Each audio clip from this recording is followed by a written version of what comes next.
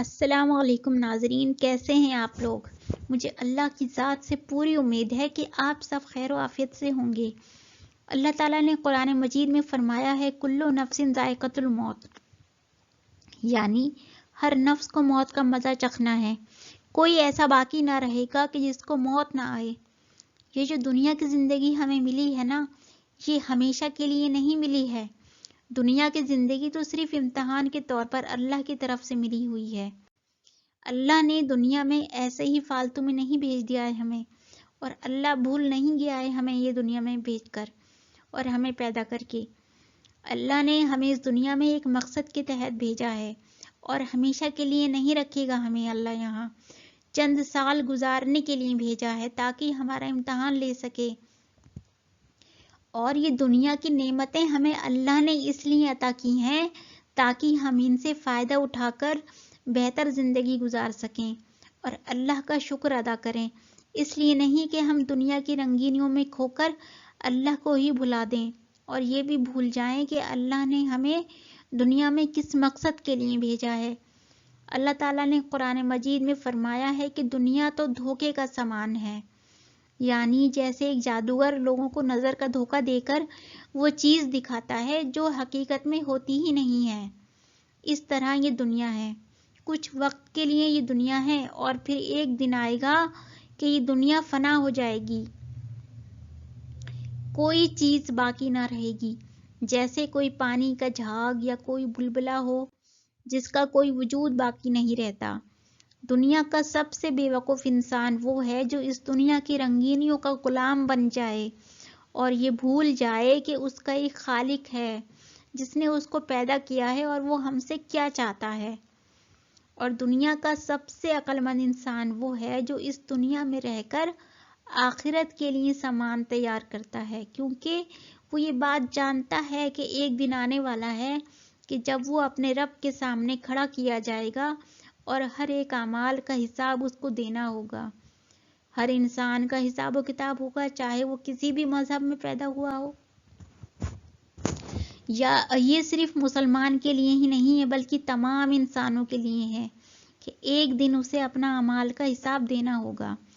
وہاں یہ بہانہ نہیں چلے گا کہ میں تو عیسائی مذہب میں پیدا ہوا یا سکھ مذہب میں پیدا ہوا یا یہودیوں میں پیدا ہوا، تو یہ تو مجبوری تھی، اس میں میرا کیا قصور کہ میں عیسائی یا سکھ ہوں یا یہودی ہوں۔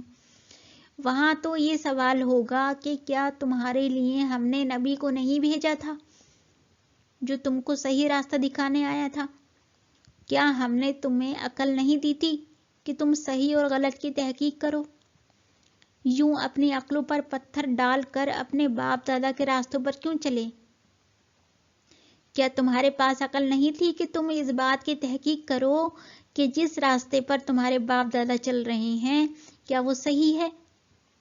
دنیا کی پڑھائی میں تو تم نے پی ایچ ڈی کر لی، مگر کبھی اس بارے میں ریسرچ نہیں کی کہ ہمارا خالق ہم سے کیا چاہتا ہے۔ آج دنیا کی بڑی بڑی ریسرچ انسان نے کر لی، مگر کبھی قرآن و حدیث میں ریسرچ نہیں کرتے، اور جو کرتے ہیں اس کی راستے پر آ جاتے ہیں۔ آج تک پوری دنیا کے سائنٹسٹ اس یونیورس کا صرف 4 اور 5% ہی ڈسکور کر پائے ہیں، باقی 95% کا ابھی کچھ پتہ ہی نہیں کر پائے ہیں۔ اللہ نے دنیا میں ہمیں بے شمار ہنٹ دیے ہیں اپنے خالق کو پہچاننے کے لیے اور ایمان لانے کے لیے کہ یہ ہنٹ کافی ہیں۔ بس اللہ نے جو عقل ہمیں عطا کی ہے اس کا استعمال کرنا ہے۔ اللہ کی عطا کی ہوئی کوئی بھی نعمت لے لیں، آپ کو پتہ چل جائے گا کہ یہ خود بخود نہیں بنی۔ ایک تتلی کو ہی دیکھ لو، کیسے خوبصورت ڈیزائن اس کے پر پہ ہوتے ہیں، دونوں پروں پر ایک جیسا ڈیزائن۔ کسی پینٹر نے بنائی ہے کہ یہ تتلی؟ انار کو دیکھو، کیسے اس کا ہر دانہ جوس سے بھرا ہوتا ہے۔ مٹی میں بیج ڈالنے کے بعد کس نے اس دانے کو انار بنایا؟ حضرت ابراہیم علیہ السلام کا واقعہ آپ لوگ پڑھیے، اس واقعے سے آپ کو پتہ چلے گا کہ ان کی عقل نے جھوٹے خداؤں کو تسلیم نہیں کیا تھا۔ حضرت ابراہیم علیہ السلام ایک ایسی سوسائٹی میں پیدا ہوئے جہاں لوگ مختلف چیزوں کی پوجا کرتے تھے. کوئی سورج کی پوجا کرتا تھا، کوئی چاند کی کرتا تھا، اور وہ پتھر کی مورتی کو خدا سمجھ کے پوجا کرتے تھے. اور حضرت ابراہیم علیہ السلام کے باپ پتھر کی مورتیاں بنانے کا کام کرتے تھے اور وہ انہی کو پوجتے بھی تھے. لیکن 6-7 سال کی عمر سے ہی حضرت ابراہیم علیہ السلام کی عقل اس بات کو قبول نہیں کرتی تھی کہ وہ انسان کے ہاتھوں کی بنائی ہوئی پتھر کی مورتی کو خدا مانے. جب وہ تھوڑے بڑے ہوئے اور وہ لوگوں کو دیکھنے لگے کہ لوگ پتھر کی عبادت کرتے ہیں، تو انہوں نے اپنے باپ سے پوچھا کہ ابا، آپ پتھر کو خدا کیوں مانتے ہیں؟ یہ خدا کیسے ہو سکتا ہے؟ اس کو تو آپ نے اپنے ہاتھوں سے بنایا ہے. خدا تو اس کو کہتے ہیں جس کو کسی نے نہیں بنایا بلکہ اس نے سب کو بنایا ہے. ان کے باپ ہر بار یہی کہتے تھے کہ ہمارے باپ دادا انہی کو پوجتے تھے، یہی ہمارے خدا ہیں.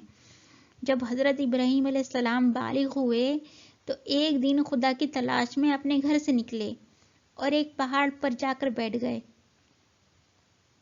انہوں نے آسمان کی طرف دیکھا تو انہیں ایک بہت تیز چمکتا ہوا تارا دکھائی دیا. تو ان کو لگا کہ یہی میرا رب ہے. پھر وہ تارا دکھنا بند ہو گیا تو ان کی سمجھ میں آیا کہ یہ تو دکھنا بند ہو گیا، یہ خدا نہیں ہو سکتا. پھر ان کو چاند نظر آیا تو انہیں لگا کہ یہی خدا ہے. لیکن کچھ ٹائم کے بعد وہ بھی دکھنا بند ہو گیا تو ان کی سمجھ میں آیا کہ یہ خدا نہیں ہو سکتا. پھر صبح ہوئی تو ان کو سورج نظر آیا تو انہیں لگا کہ یہی خدا ہے. لیکن شام ہوتے ہی وہ بھی غروب ہو گیا اور ان کی سمجھ میں آ گیا کہ ان میں سے کوئی بھی خدا نہیں ہے. خدا تو کبھی ختم ہی نہیں ہو سکتا. اسی طرح وہ حق کی تلاش میں لگے رہے. اللہ نے انہیں اپنا دوست بنا لیا اور ان کا لقب خلیل اللہ رکھ دیا. اللہ نے ان سے باتیں کرنی شروع کر دیں اور ان کو نبوت سے بھی نوازا. جو انسان جس راستے پر چلنا چاہتا ہے، اللہ وہ راستہ اس کے لیے آسان کر دیتا ہے. اگر ہم ایک قدم بڑھائیں گے تو اللہ 100 قدم بڑھائے گا.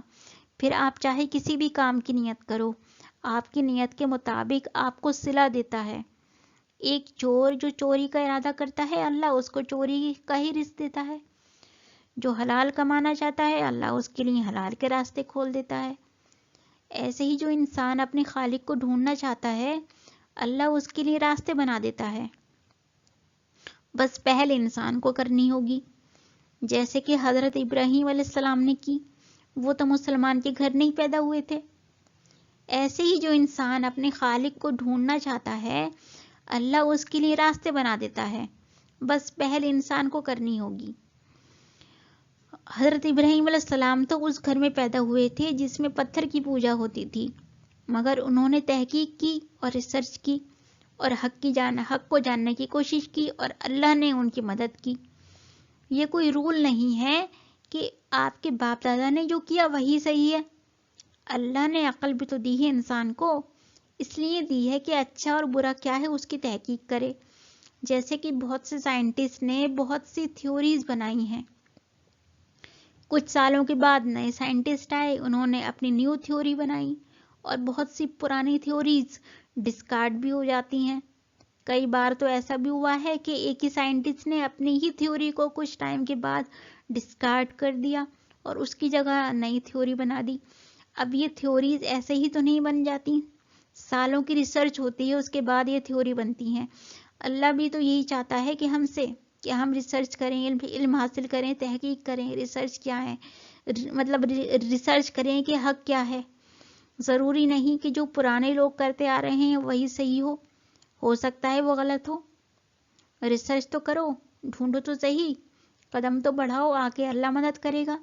دنیا میں ہمیں اس لیے نہیں بھیجا گیا ہے کہ ہم اچھی ڈگری لے لیں اور ایک اچھی جاب پر لگ جائیں. اچھی جاب تو پیٹ بھرنے کے لیے ہوتی ہے تاکہ ہم زندہ رہ سکیں، لیکن یہ بھی تو سوچو کہ ہمیں زندہ کس لیے رہنا ہے. لیکن ہمارا معاملہ یہ ہو گیا ہے کہ جب ہم لائف میں سیٹل ہو جاتے ہیں تو عیاشوں کی طرف لگ جاتے ہیں، بے حیائی کے کام کرنے شروع کر دیتے ہیں. ہم اس لیے دنیا میں نہیں آئے ہیں کہ ہم بس کھانا کمانا کرتے رہیں اور دنیا کی بے حیائی باتوں میں ملوث ہو جائیں. ہم تو حق کی تلاش میں یہاں آئے ہیں، سیدھا راستہ پہچان سکیں، اور اس کے لیے محنت تو کرنی پڑے گی، کیونکہ بنا محنت کے تو کچھ بھی نہیں ملتا۔ اور آخرت میں یہ بہانہ بھی نہیں چلے گا کہ ہمارے پاس تو کوئی بتانے والا یا سمجھانے والا نہیں آیا تھا، تو ہم کیسے حق کو پہچانتے؟ رسول اللہ صلی اللہ علیہ وسلم آخری نبی ہیں، اور وہ صرف مسلمانوں کے لیے نہیں ہیں بلکہ تمام امت کے لیے ہیں، اور قرآن و حدیث صرف مسلمانوں کے لیے نہیں ہے بلکہ پوری امت کے لیے ہیں۔ تو کوئی یہ نہ کہہ سکے گا وہاں کہ ہمیں کوئی بتانے والا نہیں آیا، اور آج تک اللہ دین کی تبلیغ کو انجام دے رہا ہے اپنے بندوں کے ذریعے۔ اور آج کے زمانے میں تو یہ بہت ہی آسان ہو گیا ہے، سب کے ہاتھوں میں موبائل رہتا ہے، انٹرنیٹ پر لاکھوں حدیث اور قرآن کا ترجمہ اور قرآن کی تفسیر موجود ہے، اور علماء کے بیان بھی لاکھوں کی تعداد میں ہیں۔ اب تو بات آسان ہو گئی ہے، پر ہماری نوجوان نسل انٹرنیٹ پر فحش فلمیں دیکھنے کے لیے ٹائم نکال لیتی ہے، مگر کبھی علماء کا بیان سننے یا قرآن پڑھنے کے لیے ٹائم نہیں ہوتا ان کے پاس۔ یہاں دنیا میں وقت کو برباد کرنا اور گناہوں میں ملوث رہنا ہمیں آخرت میں جہنم میں دھکیلنے والا ہے۔ یہی وقت ہے جس میں ہم جنت کما سکتے ہیں، یہیں سے ہمیں آخرت کا سامان تیار کرنا ہے۔